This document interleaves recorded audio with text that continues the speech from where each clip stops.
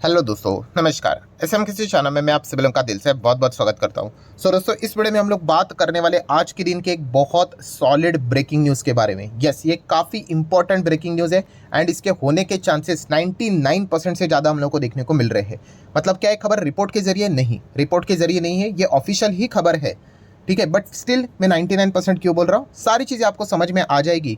So very very very important video है दोस्तों, concentration के साथ देखना है, ठीक है। बाकी वीडियो की तरह हल्के में मत ले लेना, आगे पीछे करोगे तो आप ही का नुकसान होगा। और इस प्रकार के कॉन्सेप्ट, ठीक है, आपको शायद से किसी और चैनल में देखने को और सुनने को मिल जाएंगे। तो पूरा एग्जैक्टली क्या क्या चीज़ें यहाँ पे हुई है with explanation A to Z, शुरुआत से लेकर अंत तक आपको इस वीडियो में यहाँ पे देखने को मिल जाएगा।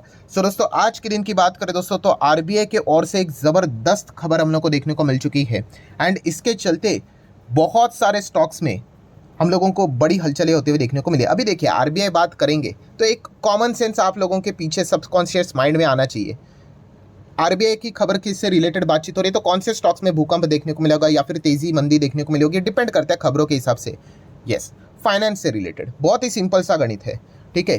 तो सबसे पहले, जैसे कि मैंने अभी आप लोगों को बताया कि आरबीआई ने किस चीज़ से रिलेटेड बातचीत यहाँ पे की है दोस्तों, प्रोविजन के रूल्स में वापस एक बार बदलाव करने की वो बात यहाँ पे कर रहे हैं, ठीक है।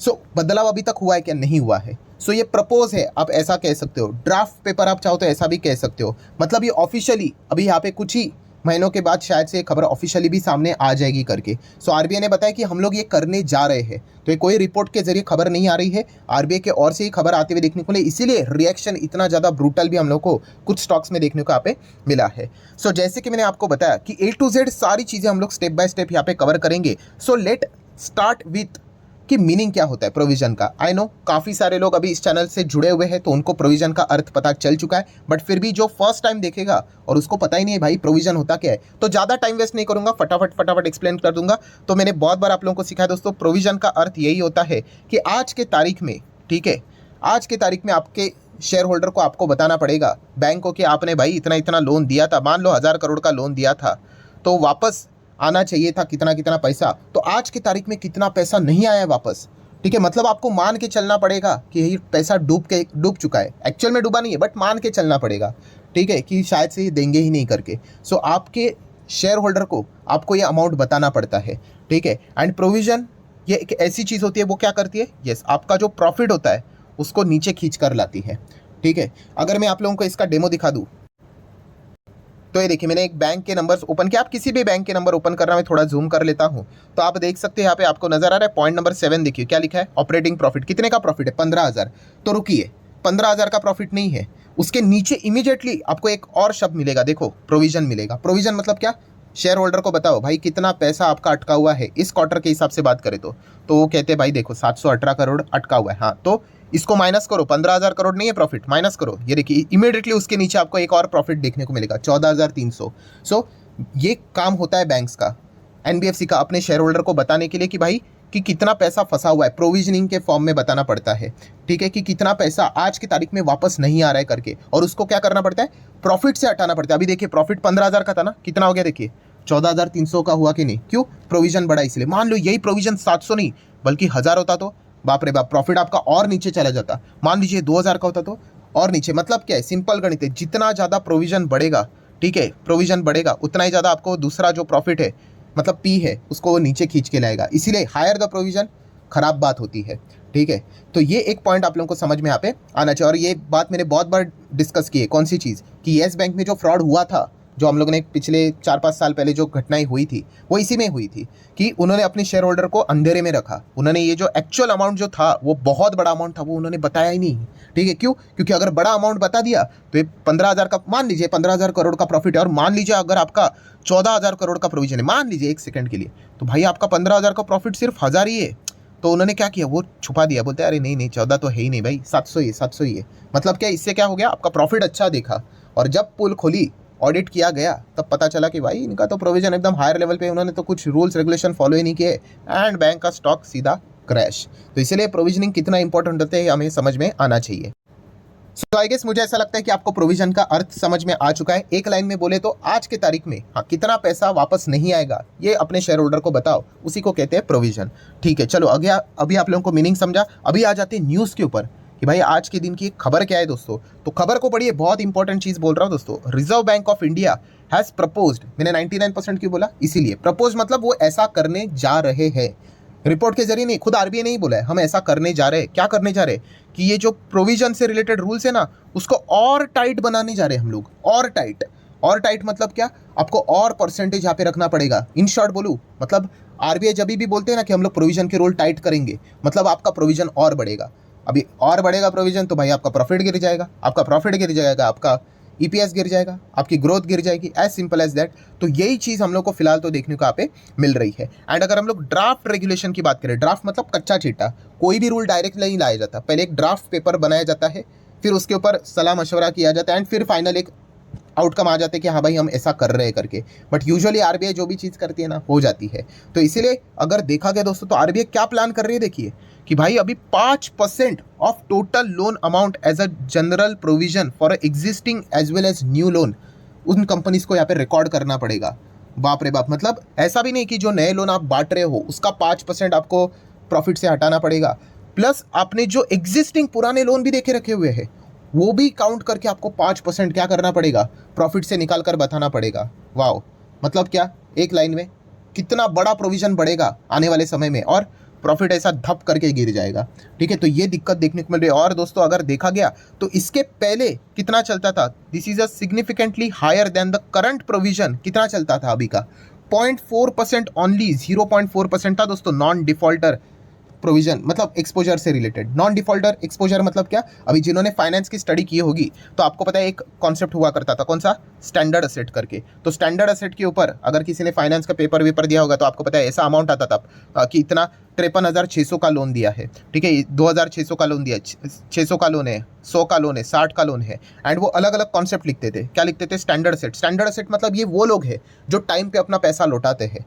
तो यहाँ पे ज़्यादा प्रोविजनिंग करने की जरूरत नहीं पड़ती थी। कितना देखिए, केवल 0.4, ठीक है, सिर्फ 200 करोड़ का ही प्रोविजनिंग करना पड़ता था। ठीक है, सब स्टैंडर्ड मतलब थोड़े से उससे गए गुजरे टाइम, बट तो इनके लिए 10% अलग से निकालना पड़ता था, तो और प्रोविजन बढ़ता था। देन उसके बाद ये डाउटफुल वाले एकदम, मतलब आप कह सकते हैं कि 1 साल हो चुका है कि पैसा नहीं दिया, तो उनके लिए 20% करना पड़ता था। तो उसके बाद 30% वाले, 3 साल के ऊपर 50% वाले, एंड उसके बाद तो जो डाउटफुल है, लॉस असेट मतलब जो दे ही नहीं रहे, तो उनके लिए पूरा पैसा 194 का 194 शेयर होल्डर को बताना पड़ता है। एंड फिर वो टोटल अमाउंट निकल कर आती थी। ये जो आती है ना प्रोविजन का अमाउंट आप लोग लिखते हैं, वो इस प्रकार से आते हैं। ऑब्वियसली हम एनबीएफसी की बात करें, बैंकिंग से रिलेटेड अलग कैलकुलेशन होता है, सो इस प्रकार के कैलकुलेशन होते थे। तो बताने का मकसद देखिए, पहले 0.4 हुआ करता था, ये देखिए यहाँ पे लिखा हुआ है, इधर भी वही चीज़ एक्सप्लेन किए हुए क्या, कि पहले जो नॉन डिफॉल्टर एक्सपोजर है जिसको हम लोग स्टैंडर्ड असेट कहते थे, केवल 0.4 का या प्रोविजनिंग किया जाता था।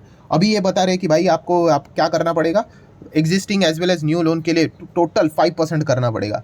तो भाई कितना अमाउंट हायर लेवल का चला जाएगा प्रोविजन का, तो क्या होगा आने वाले समय में, भाई ठुकाई होगी, प्रॉफिट एकदम धबक करके गिर जाएगा। तो ये चीज़ें हम लोग को देखने को यहाँ पे मिल रही है।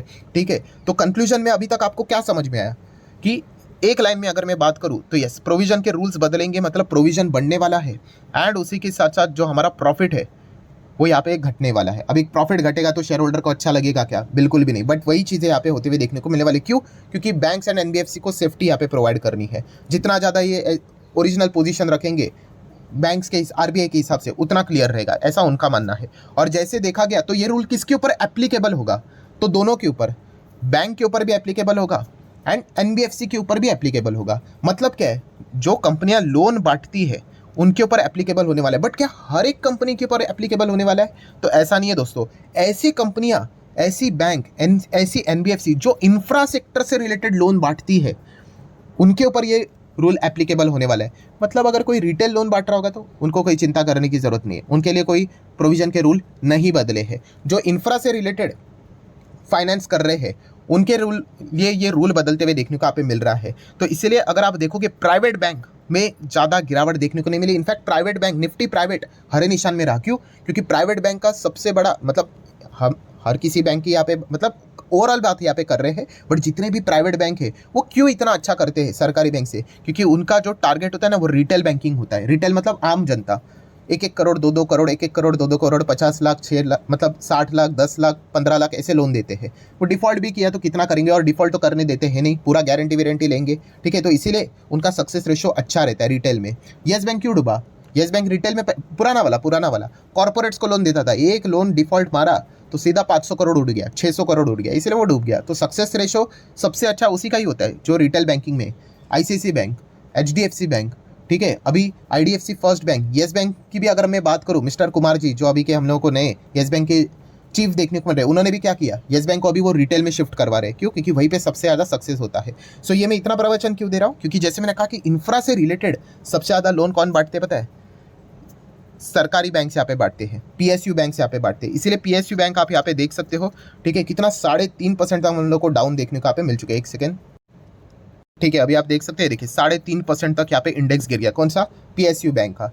सो अगर आप यहाँ पे चेक भी करोगे आज के दिन पीएसयू बैंक में, इसके ऊपर क्लिक भी कर लेता हूँ तो आप देख सकते हो, ये देखो सरकारी बैंक जितने भी है, क्योंकि इनका मैक्सिमम काफ़ी सारे जितने पीएसयू बैंक का ज़्यादा एक्सपोजर हम लोगों को यहाँ पे इंफ्रा से रिलेटेड देखने को मिला है, वो आज के दिन सबसे ज़्यादा पिटते हुए देखने को यहाँ पे मिल रहा है। क्योंकि उसको क्या करना पड़ेगा? हायर प्रोविजन करना यहाँ पे पड़ेगा। हायर प्रोविजन मतलब प्रॉफिट उनके गिरते हुए देखने को यहाँ पे मिल सकते हैं। So what about NBFC? क्या हर एक एनबीएफसी यहाँ पे इंफ्रा से रिलेटेड कोई लोन बांटती है? तो नहीं। यहाँ पे हम लोग को 3 पॉपुलर एनबीएफसी इंफ्रा से रिलेटेड काम करते हुए देखने को मिल जाते हैं, जिसमें से नंबर 1 पे आती है PFC, power finance corporation limited. आज देख सकते हैं इसी के कारण ये आज 9% यहाँ पे क्रैश हुआ है। अगर आप इसका बेसिक इंट्रोडक्शन भी देखोगे तो PFC is a systematically important non deposit taking NBFC registered with the RBI as a क्या लिखा है देखो, इंफ्रास्ट्रक्चर फाइनेंस कंपनी। सो भाई इसकी तो लग गई, ठीक है। अगर मतलब अगर ये रूल अप्लाई हो जाता है तो जो कि यूजुअली हो ही जाएगा, तो इसीलिए आप देख सकते हैं ये आज के दिन क्यों यहाँ पे सबसे ज़्यादा पीटा। और इसी के साथ साथ इसके और 2 भाई बे हैं। कौन से? एक है आरईसी, ये भी इंफ्रा से रिलेटेड लोन ज़बरदस्त बांटता है, तो ये भी 7.5% एडजस्ट। देखिए मार्केट पहले एडजस्ट कर लिया इन चीज़ों को कि ये रूल अप्लाई होगा नहीं, इन्होंने मान ही लिया हो ही जाएगा, तो इसलिए कितना 7.5% ये इन्होंने एडजस्ट कर लिया प्रॉफिट के हिसाब से आगे गिरेंगे करके। तो ये देखिए एंड उसी के साथ साथ इरेडा भी देखा गया तो 4%। ऑब्वियसली इरेडा उतना नहीं है जितना कि PFC and REC heavily infra से रिलेटेड लोन यहाँ पे बांटते हैं, बट इरेडा भी देखा गया तो उसी कैटेगरी में हम लोग को देखने को मिल जाता है। तो ये रीज़न था कि इस चीज़ के चलते ये इरेडा, पीएफसी, आरईसी क्यों सबसे ज़्यादा गिरे, एंड सरकारी बैंक्स में भी हम लोग को क्यों ज़्यादा यहाँ पे गिरावट देखने को यहाँ पे मिली थी। जो खास करके इंफ्रा से रिलेटेड लोन यहाँ पे बांटते हैं तो उनको क्या करना पड़ेगा अभी?